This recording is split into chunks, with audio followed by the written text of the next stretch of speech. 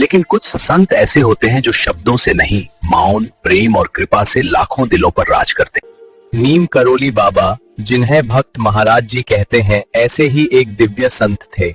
ना वे प्रवचन देते थे, ना शस्त्रों का ज्ञान बांटते थे, फिर भी जो उनके पास आया उसका जीवन बदल गया। ये कहानी केवल 5,000 लोगों को भोजन मिलने की नहीं है। ये कहानी है विश्वास, सेवा और राम नाम की शक्ति की। नीम करोली बाबा का जन्म उत्तर भारत के एक साधारण ब्राह्मण परिवार में हुआ। उनका बचपन का नाम था लक्ष्मण दास। बचपन से ही वे सबसे अलग थे। जहां बच्चे खेलते वहां वे ध्यान में बैठे रहते हैं। जहां लोग बातें करते वहां वे मौन रहते। ये बच्चा साधारण नहीं है। जैसे जैसे उम्र बढ़ती गई, लक्ष्मण दास का मन संसार से हटने लगा, विरक्त होता गया। उन्होंने वैराग्य का मार्ग चुन लिया। ना उन्होंने अपना परिचय दिया, ना अपनी महिमा बताई। वे बस राम का नाम लेते रहे और सबके लिए प्रेम बांटते रहे। यही से शुरू होती है उस संत की कहानी, जिसकी शक्ति शब्दों में नहीं, अनुभव में थी। युवावस्था में उनका विवाह भी हुआ, लेकिन विवाह के कुछ ही दिन बाद उन्होंने गृह त्याग दिया। निहिलिस, ना कोई पछतावा, ना कोई शिकायत।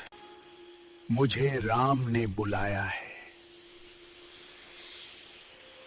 इसके बाद वे नंगे पांव, फटे वस्त्रों में भारत के कोने कोने में घूमते रहे। एक दिन वे उत्तर प्रदेश के एक गांव में नीम के पेड़ के नीचे बैठे थे।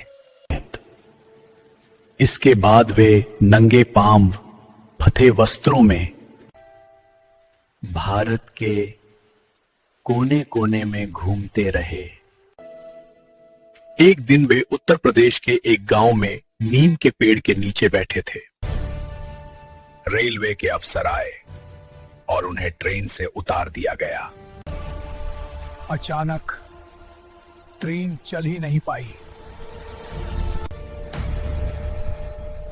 रेलवे के अफसर घबरा गए। जैसे ही बाबा ट्रेन में बैठे, ट्रेन चल पड़ी। ये तो चमत्कारी साधु है। उसी स्थान के नाम पर वे नीम करोली बाबा कहलाए और यहीं से एक दिव्य यात्रा का आरंभ हुआ। बाबा का जीवन संदेश बहुत सरल था। राम का नाम लो, सेवा करो, अहंकार छोड़ दो। भक्ति कठिन नहीं होती, हम उसे कठिन बना लेते हैं। अब आते हैं उस प्रसिद्ध घटना पर जिसे लोग कहते हैं नीम करोली बाबा की 5,000 सब्जियों की कथा। यह घटना उत्तराखंड के कैंची धाम के आसपास की है। अचानक हजारों यात्री, साधु और भक्त आश्रम पहुंच गए। संख्या थी लगभग 5,000।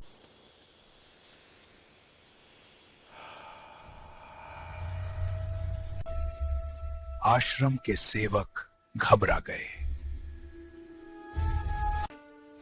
रसोई में था थोड़ी सी सब्जी, थोड़ा सा आटा और कुछ दाल। बाबा, इतने लोगों का भोजन कैसे बनेगा? बाबा ने आंखें खोली, मुस्कुराए, जो है वही पका दो।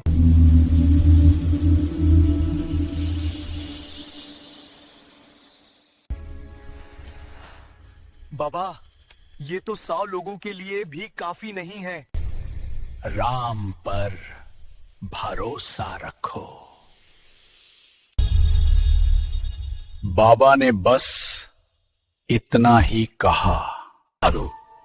ये कहानी रसोई के किसी चमत्कार की नहीं है, ये कहानी है भरोसे की।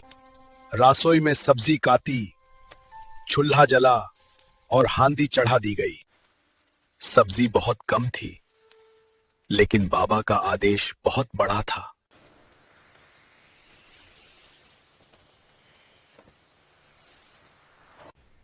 भोजन बांटना शुरू हुआ। एक आया, फिर दूसरा, फिर दूसरा, फिर तीसरा। हांडी खाली नहीं हुई। एक इंसान, लोग खाते गए और सब्जी निकलती गई। ये चमत्कार नहीं था, ये भरोसा था।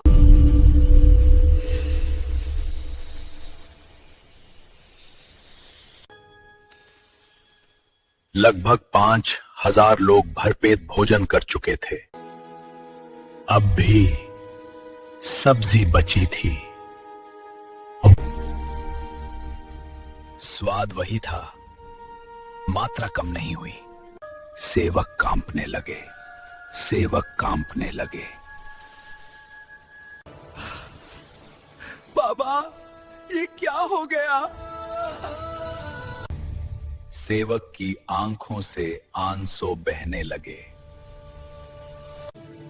बाबा ने शांत स्वर में कहा, ये चमत्कार नहीं है, ये विश्वास है। जहां सेवा होती है वहां कामी नहीं होती। अगर तुम अपने लिए मांगोगे तो कम मिलेगा। राम, अगर दूसरों के लिए दोगे तो राम सब कुछ देगा। आज भी कैंची धाम में हजारों लोग आते हैं। भोजन कभी कम नहीं पड़ता। क्यों है? क्योंकि वहां बाबा का विश्वास आज भी जीवित है। नीम करोली बाबा हमें ये नहीं सिखाते कि चमत्कार कैसे किए जाते हैं। वो हमें सिखाते हैं, धर छोड़ दो, राम पर भरोसा रखो, सेवा को जीवन बना लो। राम राम का नाम लो और चिंता छोड़ दो।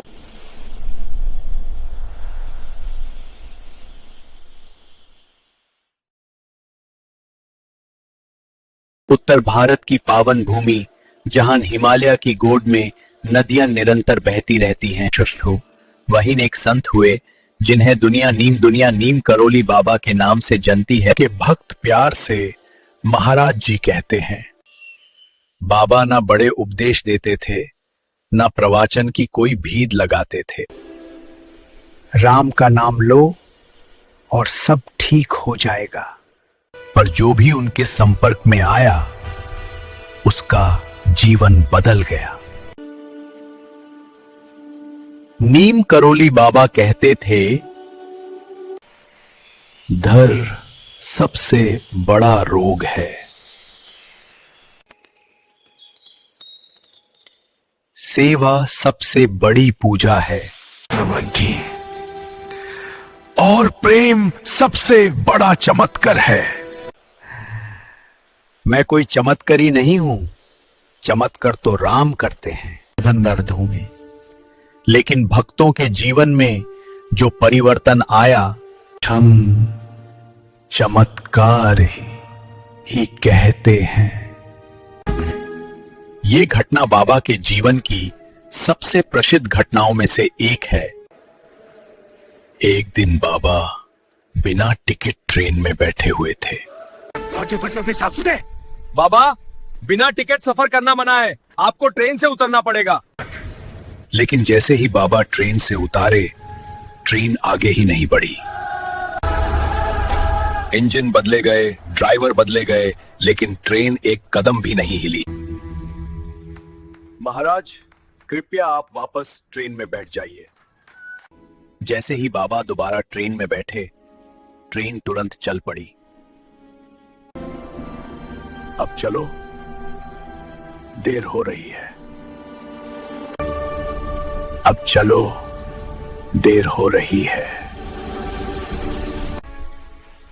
कैंची धाम में एक बार अचानक हजारों लोग आ गए।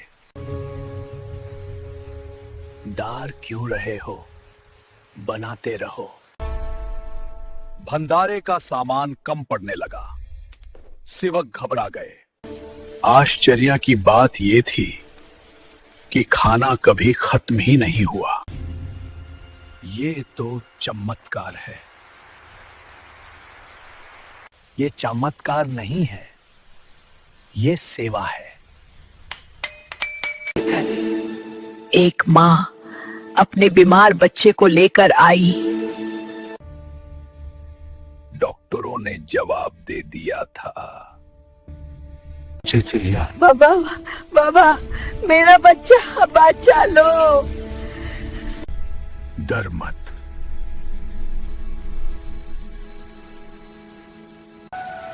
कुछ ही दिनों में बच्चा ठीक हो गया। डॉक्टर हैरान था। ये दवा नहीं, बाबा की कृपा थी। अमेरिका और यूरोप से लोग बाबा के पास आते थे। कोई क्रिश्चियन, कोई जूइश, कोई नास्तिक। जी, अपने भगवान को याद करो, बस दिल से। यही वजह है कि आज भी दुनिया भर में बाबा के भक्त हैं। एक धनवान व्यक्ति बाबा के पास आया। मैं बहुत दान करता हूं। अच्छा है, अच्छा है। फिर बाबा ने उससे जादू लगाने को कहा। वहीं पे है। वो चुपचाप जादू लगाने लगा।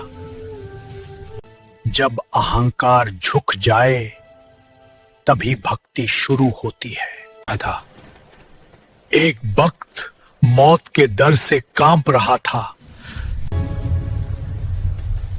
राम का नाम लो। अजय, बस इतना? बस यही।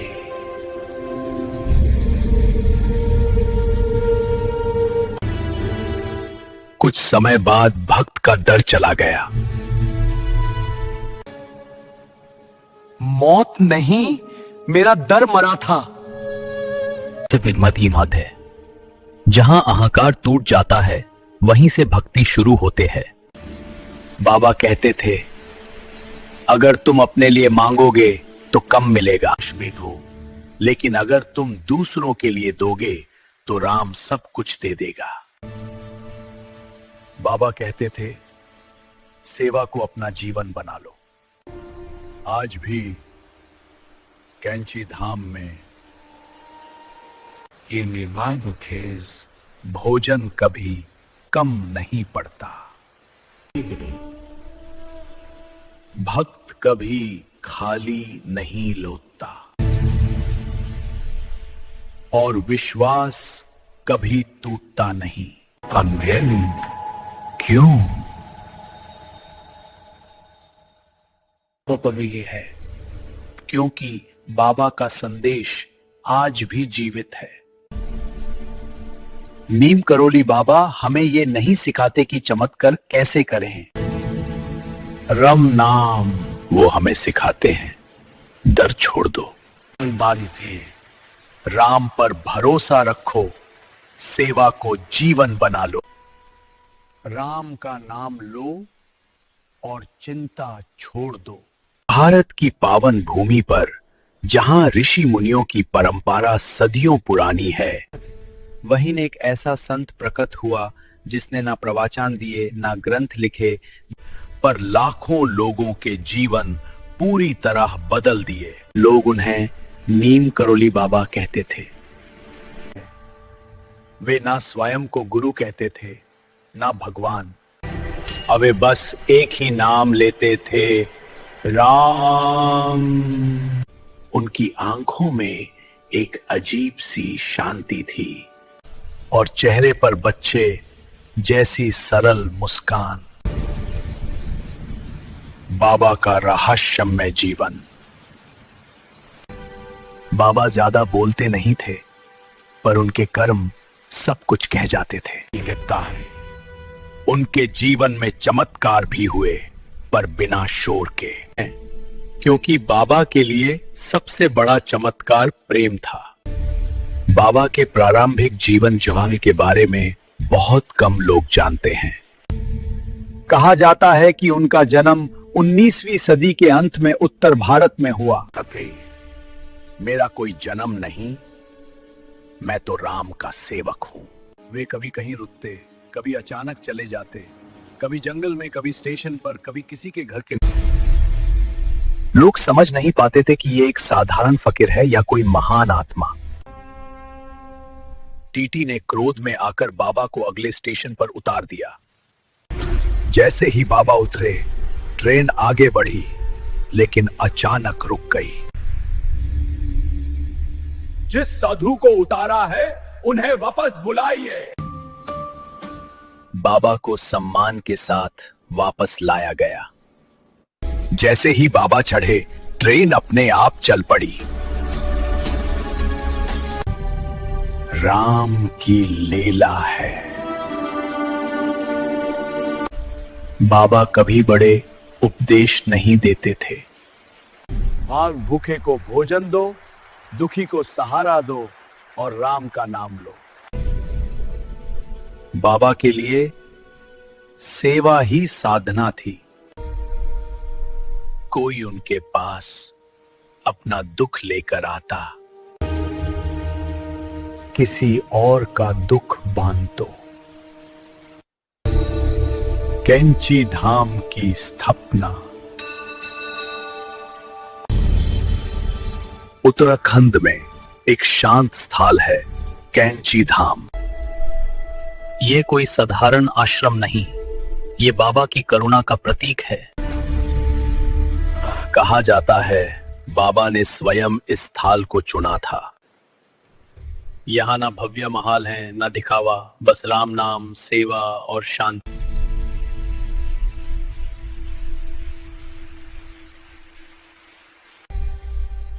बाबा के पास केवल भारतीय ही नहीं, विदेशी भक्त भी आने लगे। अमेरिका, इंग्लैंड, जर्मनी, दूर दूर से लोग आते थे। हमें बुलावा आया। बाबा भाषा नहीं जानते थे, पर दिल की भाषा सब समझते थे। राम सब समझता है।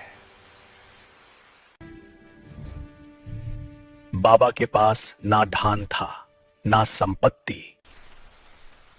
कभी फटे कंबल में, कभी बिना जूते, पर जो भी उनके पास आता उसे कभी खाली नहीं लौटना पड़ता। कभी भोजन, कभी आश्वासन और कभी सिर्फ शांति। बाबा कई बार घंटों तक चुप रहते थे। लोग प्रश्न पूछते, पर बाबा चुप रहते। फिर अचानक बाबा एक वाक्य बोल देते थे। डर मत, राम सब देख रहा है। और वही एक वाक्य पूरे जीवन का मार्ग बन जाता। साल था 1973। बाबा वृंदावन में थे। शरीर कमजोर था, पर चेहरा पूरी तरह शांत। बाबा, आप ठीक तो हैं? मैं कभी बीमार था ही नहीं। 11 सितंबर 1973 सुबह का समय था। हाथ में माला, होठों पर राम नाम। मैं जा नहीं रहा, मैं यहीं रहूंगा। देह त्याग दिया, पर वहां रोना नहीं था, सिर्फ एक अजीब सी शांति थी। बाबा के देह त्याग के बाद आश्रम में अजीब सी शांति थी। कोई रो नहीं रहा था, कोई शोर नहीं था। और भी मालूम है, ऐसा लग रहा था जैसे बाबा कहीं गए ही ना हो। शिष्यों को याद आ रहा था बाबा का वही अंतिम वाक्य, मैं जा नहीं रहा, मैं यहीं रहूंगा। और सच में उनकी उपस्थिति हर कण में महसूस हो रही थी। कुछ दिन बाद शिष्य ध्यान में बैठे थे। कोई प्रश्न नहीं पूछ रहा था, फिर भी उत्तर मिल रहे थे। बाबा, अब मार्ग कौन दिखाएगा? जो मैंने सिखाया वही तुम्हारा गुरु है। सब समझ गए। बाबा ने बोलना छोड़ दिया था, सिखाना नहीं। अब आश्रम में लंबे उपदेश नहीं होते थे। ना कोई बड़ा प्रवचन, ना कोई दिखा। राम नाम। बस सुबह राम नाम, दिन में सेवा और रात में मौन। लोग दूर दूर से आते पर खाली नहीं लौटते, क्योंकि यहाँ शब्द नहीं, अनुभव मिलता था। एक दिन एक बहुत दुखी व्यक्ति आया। उसकी आंखों में सिर्फ दर्द था। मेरा सब कुछ लुट गया, अब जीने का कोई कारण नहीं बचा। शिष्यों ने उसे बाबा की कुटिया में बिठाया। वहां कोई मूर्ति नहीं थी, बस दीवार पर एक ही पंक्ति लिखी थी, डर मत, राम सब देख रहा है। वो व्यक्ति बहुत देर तक चुप बैठा रहा। जब उठा तो उसके चेहरे पर शांति थी। समय बीतता गया। लोग पूछते, बाबा ने सबसे बड़ा उपदेश क्या दिया? नहीं। बाबा ने बोलकर कम, जीकर ज्यादा सिखाया। दार छोड़ो, अहंकार छोड़ो और राम पर भरोसा रखो। आज भी जब कोई डर में होता है तो उसे बाबा की आवाज सुनाई देती है, डर मत। जब कोई अकेला होता है तो उसे एहसास होता है, मैं यहीं हूं।